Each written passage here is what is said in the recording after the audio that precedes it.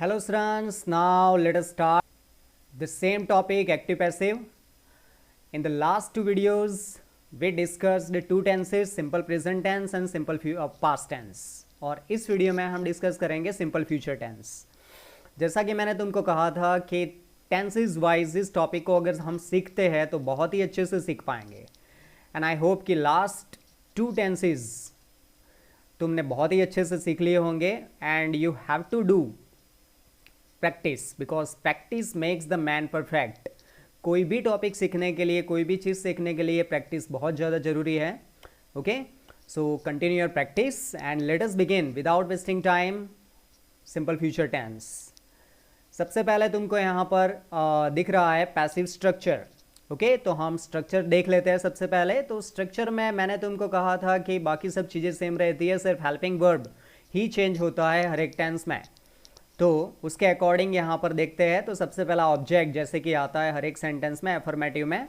Okay, object सब में आता है, सिर्फ जगह चेंज होती है ना. इंट्रोगेटिव में हेल्पिंग वर्ब के बाद में आता है. प्लस शैल विल, क्योंकि ये फ्यूचर टेंस है तो ये टेंस की हेल्पिंग वर्ब में शैल विल, ये शैल या विल यूज़ होता है. उसके साथ में पैसिव में बी यूज़ होता है. स्टूडेंट ये याद रखना जरूरी है, इसमें एक और हेल्पिंग वर्ब यूज़ होता है बी. और उसके बाद में थर्ड वर्ब के बाद में तुमको स्ट्रक्चर अब याद रह गया होगा. Other words, by, subject, time words. Okay student, तो ये याद रखना जरूरी है कि इसमें दो हेल्पिंग वर्ब यूज़ होते हैं शैल विल के साथ. शैल विल तो आता ही है, उसके साथ में बी यूज़ होता है. Let us see the first example. Before starting the example तुमको इसका स्ट्रक्चर तो बता दूं, क्योंकि स्ट्रक्चर कुछ स्टूडेंट्स को याद नहीं रहते हैं और स्ट्रक्चर याद करना बहुत ज़रूरी है. तो एक्टिव सेंटेंस का स्ट्रक्चर क्या होता है, जैसा कि तुमको सेंटेंस में दिख रहा है, subject plus shall will plus first verb याद रखना है सिंपल फ्यूचर टेंस में, plus object plus other words plus time word. Okay, इसमें अदर वर्ड्स नहीं दिए हुए हैं तो ज़रूरी नहीं है कि अदर वर्ड्स हो इस सेंटेंस में. सो सबसे पहले ये देखना है तुमको स्टूडेंट्स कि सेंटेंस को किस तरह से चेंज करना है according to the structure, passive structure. तो जैसा कि हम जानते हैं कि ऑब्जेक्ट फाइंड आउट करना है. सेंटेंस में ऑब्जेक्ट सिंपल है कि they will win. Win means जीतेंगे. क्या? The match. So the match is object. So we have written here the match. Okay, then will, हमने यहाँ पर विल लिख दिया. ओके, हेल्पिंग वर्ब जो है वही लिखना है, उसमें कोई चेंज नहीं होगा. फिर एक और helping verb according to the structure be is there. So यहाँ पर बी लिख देना है. देखो ये विल के बाद में ही बी आएगा और वो चेंज नहीं होगा. एफर्मेटिव की बात कर रहा हूँ मैं. ओके, तो बी लिख दिया. देन उसके बाद में यहाँ पर है थर्ड वर्ब. तो विन का थर्ड वर्ब होता है वॉन, तो हमने लिख दिया है. अदर वर्ड्स है नहीं सेंटेंस में. उसके बाद में क्या आता है अदर वर्ड्स के बाद में, यहाँ पर मैंने लिखा नहीं है क्योंकि अब तुमको याद रखना पड़ेगा. ओके, सब कुछ अगर प्रिपरेशन के अकॉर्डिंग दिया जाएगा तो फिर याद रखने में मुश्किल होती है थोड़ी सी. तो फिर बाय लिखा जाएगा और सब्जेक्ट का ऑब्जेक्ट बनेगा. So which is the subject in the sentence? They. So they का ऑब्जेक्ट क्या होता है? देम. तो देम लिख दिया हमने. एंड टाइम वर्ड जो है वो हमने यहाँ पर लिख दिया है. तो ये हमारा आंसर बन गया. So what is the translation of this sentence student? They will win the match tomorrow means वे कल मैच जीतेंगे. ओके, और इसका ट्रांसलेशन होगा, तुम पॉज करके खुद याद करके बता सकते हो. तो इसका ट्रांसलेशन होगा कल उनके द्वारा मैच जीता जाएगा. ठीक है, now let us move to the next sentence. This is negative one. We shall not decorate our class in the school next Monday. अब स्टूडेंट इसमें एक चेंज है. देखो यहाँ पर मैंने शैल यूज़ किया, यहाँ पर विल यूज़ किया, यहाँ पर शैल यूज़ किया. तो जनरली एक रूल है सिंपल फ्यूचर टेंस का कि आई और वी ये दो सब्जेक्ट है, उसके साथ में हम शैल यूज़ करते हैं. फिर से आई और वी के साथ में हम शैल यूज़ करते हैं, बाकी सब जो सब्जेक्ट है उसके साथ में हम विल यूज़ करते हैं. ओके, तो let us see the answer. First of all this is negative example. तो पहले क्या फाइंड आउट करेंगे हम? ऑब्जेक्ट फाइंड आउट करेंगे. ओके, तो वी शैल नॉट डेकोरेट, हम डेकोरेट नहीं करेंगे. डेकोरेट मीन सजाना, हम नहीं सजाएंगे. क्या? Our class. तो अवर क्लास क्या बन गया स्टूडेंट? ऑब्जेक्ट बन गया. तो उसको हम सब्जेक्ट बनाएंगे अवर क्लास. फिर देखो यहाँ पर वी के साथ में शेल आता है, लेकिन जब हम अवर क्लास यूज़ करेंगे तो फिर उसके साथ में विल आ जाएगा, तो शेल का विल चेंज कर देना है, याद रखना है, क्योंकि वो सब्जेक्ट वी और आई के साथ में ही शेल यूज़ होता है।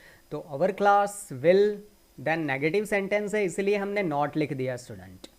ओके, और उसके बाद में भी आएगा। देखो यहाँ पर थोड़ा सा चेंज है कि जब नेगेटिव सेंटेंस हो तो नॉट के बाद में बी यूज होता है, ये याद रखना है। नेगेटिव सेंटेंस में बी जो आता है, जैसा कि स्ट्रक्चर में है, बीच में नॉट आ जाएगा नेगेटिव स्ट्रक्चर में, तो बी लिख दिया हमने। और उसके बाद में थर्ड वर्ब, तो थर्ड वर्ब आ जाएगा डेकोरेट का, सिर्फ डी लगता है तो डेकोरेटेड हो गया। देन अदर वर्ड्स है सेंटेंस में, यस इन द स्कूल, तो इन द स्कूल लिख दिया। उसके बाद में बाय आता है, बाय, देन सब्जेक्ट ऑब्जेक्ट बनेगा, so which is the subject, we, तो what is the object, us, okay, और टाइम वर्ड, तो ये हमारा आंसर बन गया। तो we shall not decorate our class in the school next Monday, what is the translation, हम अगले मंडे हमारे स्कूल में, हमारा क्लास में, स्कूल में हमारा क्लास हम नहीं सजाएंगे। और इसका ट्रांसलेशन, अगले मंडे हमारे द्वारा स्कूल में हमारा क्लास सजाया नहीं जाएगा। Okay, now let us move to the next sentence, this is interrogative. अब इंट्रोगेटिव में सिंपली क्या करना है, ये जो एक हेल्पिंग वर्ब है, दूसरा जो जहाँ है वहाँ ही रखना है, एक हेल्पिंग वर्ब को ऑब्जेक्ट के आगे रखना है, जैसा कि हम करते आए हैं कि हेल्पिंग वर्ब को ऑब्जेक्ट के आगे रख देते हैं इंट्रोगेटिव में। तो यहाँ पर देखो विल हो गया, जनरली एक्टिव में भी वही होता है, पैसिव में भी वही होता है। तो will she drink milk eight her home, okay, क्या वह अपने घर पे दूध पिएगी। तो जब हम इसका आंसर बनाएंगे तो सबसे पहले विल या शैल लिखेंगे, ठीक है, लेकिन वो डिपेंड करेगा कि सब्जेक्ट कौन सा है, ऑब्जेक्ट कौन सा है। तो ऑब्जेक्ट कौन सा है स्टूडेंट, मिल्क है, क्या पीने की बात है, दूध, तो क्या से आंसर मिला, मिल्क। ओके, क्वेश्चन पूछ के ही हमें फाइंड आउट करना है ऑब्जेक्ट, ताकि मिस्टेक ना हो, क्योंकि अगर किसी ने हर होम ऑब्जेक्ट बना दिया तो सेंटेंस रॉन्ग हो जाएगा। ओके, तो मिल्क बनेगा इसका ऑब्जेक्ट, तो मिल्क के साथ में तो विल ही आएगा, तो विल लिख दिया हमने, मिल्क लिख दिया। अब एक और ऑब्जेक्ट है बी, वो यहाँ पर इंट्रोगेटिव में ऑब्जेक्ट के बाद आएगा, जो ये ऑब्जेक्ट सब्जेक्ट बनेगा इसके बाद आएगा। ओके, मैंने तुमको बता दिया कि शैल विल, इंट्रोगेटिव में शैल विल ऑब्जेक्ट के पहले लिखा जाएगा और बी जहाँ है वहाँ ही रहेगा, ठीक है स्टूडेंट। तो विल, मिल्क, बी, अब third verb, what is the first verb, drink, what is the third verb of drink, drunk. Okay, तो ड्रंक लिख दिया हमने। उसके बाद अदर वर्ड्स, तो अदर वर्ड्स यहाँ पर है, मैंने गलती से यहाँ पर बाय हर लिख दिया है, ठीक है, तो यहाँ पर बाय हर की जगह पर तुम एट हर होम सोच लेना कि eight her home is the correct one, और उसके बाद में बाय हर आएगा। तो will milk be drunk at her home by her, okay, ये आंसर होगा। वैसे उतना ज़्यादा ग्रामेटिकल मिस्टेक नहीं मानी जाती है कि अगर अदर वर्ड्स के पहले हम बाय हर लिख देते हैं, लेकिन बेटर है, जैसे रूल है उसके अकॉर्डिंग चलना है कि बाय को और ऑब्जेक्ट को अदर वर्ड्स के बाद में लिखना है। तो इसका ट्रांसलेशन क्या होगा, will milk be drunk at her home by her, the translation of this sentence is क्या, उसके घर में उसके द्वारा दूध पिया जाएगा, this is the translation. Okay, let us move to the WH word. देखो ये हुज का WH वर्ड सेंटेंस है स्टूडेंट, जैसे कि मैंने विच सिखा दिया, हाउ मच सिखा दिया, तो इसका हुज है, वो भी उसी टाइप का है। ओके, तो whose book will you purchase from the market. तो इस सेंटेंस को जब हम चेंज करेंगे तो सबसे पहले तो WH वर्ड लिख दिया, और मैंने कहा है कि इस टाइप के WH वर्ड के साथ में जो नाउन होता है वो आ जाता है। जनरली आपने देखा होगा स्टूडेंट कि व्हाट, वेयर, व्हेन, व्हाई, उसके बाद में तुरंत कोई नाउन नहीं आता है, हेल्पिंग वर्ब यूज़ होता है। लेकिन ये whose, which, how many, how much, उसके साथ में नाउन आता है, तो उसको उसके साथ में रखना होता है, उसके बीच में तुम कोई वर्ड नहीं लिख सकते। ओके, तो जो मैं बोल रहा हूँ ना उसको नोट डाउन कर देना है तुमको, ठीक है, अपनी नोटबुक में। तो हुज बुक लिख दिया हमने। अब first helping verb will, okay, क्योंकि ये WH वर्ड है, तो WH वर्ड का स्ट्रक्चर क्या होता है, WH word plus shall will plus subject plus first verb plus object plus other words. तो WH वर्ड लिख दिया, WH वर्ड के बाद में विल लिख दिया, विल के बाद में आता है ऑब्जेक्ट, लेकिन सेंटेंस में परचेज के बाद में ऑब्जेक्ट नहीं है। क्वेश्चन पूछो क्या परचेज करना है, यहाँ बुक की बात करिए और कोई ऑब्जेक्ट यहाँ पर नहीं है, तो यहाँ पर हम डायरेक्ट ही, क्योंकि इस सेंटेंस में देखो यहाँ पर विल शी ड्रिंक, तो विल मिल्क बी ड्रंक, यहाँ मिल्क लिखा हमने एज अ सब्जेक्ट, लेकिन यहाँ पर कोई है नहीं तो डायरेक्ट ही बी लिख दो। ओके, तो यहाँ पर बी लिख दिया हमने, फिर परचेज्ड थर्ड वर्ब यूज़ हो गया। ओके, देन अदर वर्ड्स, तो यहाँ पर अदर वर्ड्स ये बाय के पहले आ जाएंगे। ठीक है स्टूडेंट, तो इसमें थोड़ा सा हम चेंज कर देते हैं कि अदर वर्ड्स जो है वो पहले लिखना है। So student this is your answer that from the market other words है, then by and which is the object of you, you. Okay students, तो ये तुम्हारा आंसर बन गया। तो इस तरह से तुम WH वर्ड को चेंज करोगे। WH वर्ड का स्ट्रक्चर क्या होता है मैं तुमको बता देता हूँ, जिसको पता नहीं है वो, तो WH word plus shall will plus object plus be plus third verb, उसके बाद में तो तुमको पता ही है। ठीक है, तो जब ऑब्जेक्ट ना हो तो ऑब्जेक्ट को स्किप करके उसको हटा के फिर बी जनरली जैसा आता है वैसा हम लिख देते हैं। ठीक है स्टूडेंट, तो ये हमारा सिंपल फ्यूचर टेंस हो गया। It is very easy. बस ये जो दो हेल्पिंग वर्ब है उसको किस तरह से नेगेटिव और इंट्रोगेटिव में यूज़ करना है वो तुम 2-3 बार देखोगे इस वीडियो को, then you will understand it well definitely. Okay students, तो हमने एक्टिव में से पैसिव में कैसे चेंज करना है I have already taught you, and now let us move to the next, passive to active. Passive में से एक्टिव में कैसे चेंज करना है, तो इसके लिए तुमको स्ट्रक्चर्स अच्छे से याद कर लो, फिर ये तुम्हारे लिए बहुत ही ईजी हो जाएगा। ओके, तो देखो फर्स्ट एग्जांपल है the building will be built by them in the city. तो स्ट्रक्चर याद कर लो, सिंपल है, subject plus shall will plus first verb plus object plus other words, ये एक्टिव का स्ट्रक्चर है। तो सब्जेक्ट है तो ऑब्जेक्ट का सब्जेक्ट बनेगा, तो ऑब्जेक्ट कौन है यहाँ पर, बाय देम, तो बाय देम का हम क्या बना देंगे डायरेक्ट दे। ठीक है, देन हेल्पिंग वर्ब दे के साथ में क्या आएगा, विल, तो विल लिख दिया। अब मैंने अभी स्ट्रक्चर बोला तो उसमें एक्टिव में कौन सा वर्ब आता है, फर्स्ट वर्ब आता है, तो बी निकल जाएगा स्टूडेंट। देखो पैसिव में बी आता है, लेकिन एक्टिव में ये किसी भी sentence first second third fourth कहीं पर भी बी नहीं है ना, तो पैसिव में जब हम से एक्टिव में बनाएंगे तो बी निकल जाएगा, तो फर्स्ट वर्ब आ जाएगा, तो बी बिल्ट का बिल्ड बना देना है। ओके, देन ऑब्जेक्ट, तो जो सब्जेक्ट है यहाँ पर वो ऑब्जेक्ट बनेगा। अब इतने एग्जाम्पल सॉल्व करके, क्योंकि हमारा तीसरा टेंस है, तो इतने एग्जाम्पल सॉल्व करके तुमको पता हो जाना चाहिए कि कौन सा वर्ड कब आएगा, कहाँ से वो कौन से प्लेस पे हम लिखेंगे उसको। तो ये जो सब्जेक्ट है यहाँ पर वो जनरली वर्ब के बाद में यूज़ होता है, द बिल्ड, तो हमने द बिल्डिंग लिख दिया। Okay, and other words in the city, तो देखो इसका ट्रांसलेशन क्या होगा, the building will be built by them in the city, शहर में उनके द्वारा एक बिल्डिंग बनाई जाएगी। और यहाँ पर इसका वे शहर में बिल्डिंग बनाएंगे। ठीक है, तो ये स्ट्रक्चर देख लो, ये किसके जैसा है, ये जो हमने लिखा है उसके जैसा है स्ट्रक्चर, बिल्कुल भी वैसे का वैसा, तो तुमको बस स्ट्रक्चर याद रखना है। नेक्स्ट एग्जांपल नेगेटिव है, the festival will not be celebrated in the school.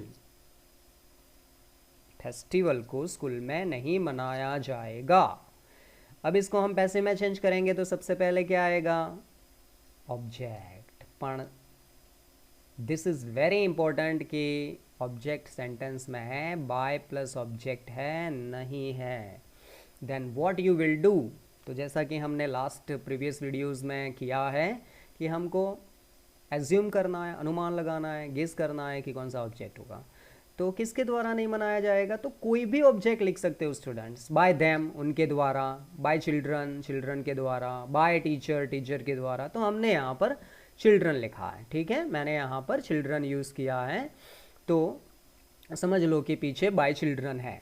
तुमको कोई भी गेस करना है, बाय देम भी कर सकते हो, बाय द टीचर भी कर सकते हो, बाय द प्रिंसिपल कर सकते हो, तो ये चिल्ड्रन सूटेबल लगा तो चिल्ड्रन कर दिया, तो चिल्ड्रन हो गया। अब हेल्पिंग वर्ब, तो विल है तो विल लिख दिया हमने, ठीक है। सेंटेंस नेगेटिव है, देखो तो नेगेटिव में नॉट लिखना नहीं भूलना है, नॉट। अब बी है तो बी आएगा नहीं आएगा, ये गलती नहीं करनी है, बी नहीं आएगा। देन सेलिब्रेटेड का फर्स्ट वर्ब सेलिब्रेट, तो सेलिब्रेट लिख दिया। और देखो वर्ब के बाद में जो सब्जेक्ट है वो यहाँ पर ऑब्जेक्ट बनेगा, तो सब्जेक्ट कौन सा है, द फेस्टिवल, तो द फेस्टिवल यहाँ आ गया। Okay, the children will not celebrate the festival, मतलब बच्चे सेलिब्रेट नहीं करेंगे फेस्टिवल, पीछे मैंने नहीं लिखा है, पीछे क्या आ जाएगा, इन the school, children will not celebrate the festival in the school, in the school पीछे ऐड हो जाएगा। ओके, अदर वर्ड्स में। Now the last example, will he B beaten by them tomorrow, what type of sentence is this, interrogative. अब इस interrogative के sentence को हम किस तरह से एक्टिव बनाएंगे, तो इंट्रोगेटिव का तो इंट्रोगेटिव ही रहेगा, गलती नहीं करनी है कि भाई पहले तुम ऑब्जेक्ट लिख दो सब्जेक्ट लिख दो। ओके, तो विल का विल तो आ ही जाएगा, ठीक है, तो विल का विल लिख दिया। शेल भी आ सकता है, डिपेंड करता है ऑब्जेक्ट कौन सा है। अगर वी यहाँ पर हुआ, यहाँ अस हुआ तो वी बनेगा, लेकिन यहाँ पर दे है ना, देम का क्या बनेगा, दे, तो दे के साथ में क्या आता है, विल, तो पहले विल का विल लिख दिया। अब इंट्रोगेटिव स्ट्रक्चर क्या होता है, शेल विल, देखो मैं इंट्रोगेटिव स्ट्रक्चर बोलता हूँ, एक्टिव का इंट्रोगेटिव स्ट्रक्चर है ना, शेल विल जैसे कि यहाँ पे दिख रहा है, plus subject plus first verb plus object plus other words plus time word. Okay, इसमें सिर्फ ये आगे आ जाएगा। ओके, ये तो पैसिव का बोल रहा हूँ मैं, पैसिव का तुमको बता रहा हूँ, लेकिन एक्टिव का ऐसा बनेगा। तो सबसे पहले हमने विल लिख दिया, फिर बाय देम का क्या बना, दे, ठीक है। अब देखो हेल्पिंग वर्ब आ गया, shall will plus subject, subject के बाद में क्या आएगा, फर्स्ट वर्ब, तो फर्स्ट वर्ब क्या होता है, बीटन का बीट होता है, देखो बी नहीं आएगा स्टूडेंट। ओके, अब तो तुमको समझ में आ गया होगा, तो बीटन का हो गया बीट। देन वर्ब के बाद में आगे जो सब्जेक्ट होता है पैसिव में, उसको एक्टिव में पीछे लाना है, ये याद रख लेना है। तो यहाँ सब्जेक्ट कौन है, ही, तो ही को यहाँ पर हमने क्या बना दिया ऑब्जेक्ट में, हिम, ऑब्जेक्ट भी बनाना है उसको। ओके, तो ही का हिम बन गया। एंड टाइम वर्ड, क्योंकि अदर वर्ड्स है नहीं तो टाइम वर्ड पीछे टुमारो लिख दिया एंड क्वेश्चन मार्क कर दिया स्टूडेंट। तो दिस इज योर आंसर। इस वीडियो को एक बार देखने से समझ में नहीं आएगा, so friends just watch this video again and again until you understand. जब तक समझ में नहीं आता है इसको देखते रहो, and I am sure that you will understand it well, and just keep practising, उसको प्रैक्टिस करते रहो। और एग्जाम्पल्स तुम्हारे पास में जो ग्रामर की बुक होगी, मैं वैसे तुम्हारे लिए एक्सरसाइज के वीडियोस भी बनाऊंगा, और उसमें कुछ टेंसेस को इंक्लूड करके कुछ एक्सरसाइज हम सॉल्व करेंगे, कैसे एक्टिव में से पैसिव में चेंज करते हैं डिफरेंट टेंसेस के सेंटेंसेस को, और कैसे ब्लैंक्स फिलअप करते हैं। ओके स्टूडेंट्स, तो यहाँ पर तुमको एक चीज़ याद रखनी है कि देखो मैंने टाइम वर्ड यूज़ किए हैं, जैसे कि इसमें टुमारो यूज़ किया है, जैसे कि इसमें नेक्स्ट मंडे यूज़ किया, तो इस टेंस में टुमारो और नेक्स्ट के साथ में टाइम वर्ड जो यूज़ होता है वो से इस टेंस में यूज़ होता है, ठीक है, किसमें, सिंपल फ्यूचर टेंस में। तो ये जो वर्ड्स जो है नेक्स्ट एंड टुमारो, ये जो टाइम शो करते हैं, इनको याद रखना बहुत ज़रूरी है, क्योंकि जो ब्लैंक्स होती है ना वो इसके अकॉर्डिंग ही फिलअप की जाती है, ठीक है स्टूडेंट्स। सो आई होप तुमको अच्छे से समझ में आ गया होगा, और भी समझने के लिए तुम इसको बार बार देखना जब तक तुमको समझ में नहीं आता। Okay students, so I will come back with the video discussing the next tenses. Till then, take care.